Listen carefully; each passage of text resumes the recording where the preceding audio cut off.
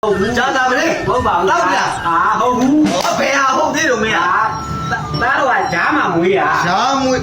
ဘလို့ဂျားမွေးတော့ဟိုဦးလေးဂျားမှမွေးရလေး7နိုင်တိတိအော်ဂျားဦးသားဟုတ်သားလို့ပြောမှန်တယ်ဆရာမျက်စိလဲအောင်မလုပ်နဲ့အေးငါသားရဲ့အခက်ခဲကိုဘာကူညီမယ်အေးဟုတ်ပြီဒါဆိုငါသားရဲ့အခက်ခဲတွေကိုဘာကူညီမယ်အဲ့တော့ငါသားကြီးမဟာဗုဒ္ဓံထူမယ်ကွယ်ဗျမဟာဗုဒ္ဓံအဲ့ဆရာကြီးရက်ွက်တဲ့လူတော့ခေါ်တယ်မလို့တရွာလုံးတာပေါ့ဟုတ်ပါဘူးဘယ်လိုပြည့်နေရတော့မဟာဗုဒ္ဓံထူမှာလို့မဟာဗုဒ္ဓံဆိုတွေ့ရမှာပြောတာသီလူနေဆရာကြီးကျွန်တော်မှာဆရာကြီးစိတ်ရှိတယ်အဲ့ကြတော့ဗျမဟာဗုဒ္ဓံထူတယ်အောင်လန်ဆိုတာလေးနာပြတယ်သူဆိုတာသူသိနေရသိနေမင်းကဝါဆိုလဲလာတဲ့ရောက်နေတော့ကျမကြီးရမ်းကြည့်ကြနေတယ်ဟုတ်လားကျမကြီးရမ်းကြည့်ကြတော့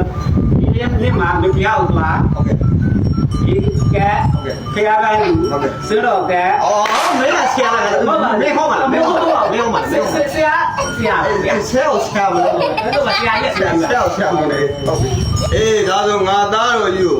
အဖရေရပေးလိုက်မယ်ပေးပါဆရာကြီးဒီကနေသွား